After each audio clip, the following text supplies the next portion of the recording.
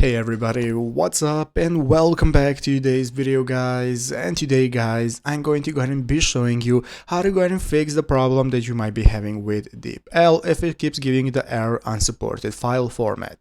This is a very simple thing to do, so make sure to watch this quick and easy video till the very end, follow my steps correctly so you can make sure that this works the same for you and you can do this yourself. But yeah guys, so let's get straight into it. So the first thing we want to do is to go ahead and open up the official DeepL application if you have not already. So if you do not already have it downloaded, what you want to do is go ahead and open up the App Store on your mobile phone, open up the App Store, search for the DeepL, find application and install it. So after installing and opening it up, this is going to be the home page we're greeted by, from where we can get started doing our translations. Here we have the settings tab to manage our application, how it works. So let's go and take a look at how to fix the unsupported file format error. So basically guys, this usually involves converting the file to supported format and checking for file corruption. So what you want to do is to make sure to use a newer version guys. If your file is in unsupported format, like an older doc folder file, you're going to go and have to convert it. So you can convert it to a new file version,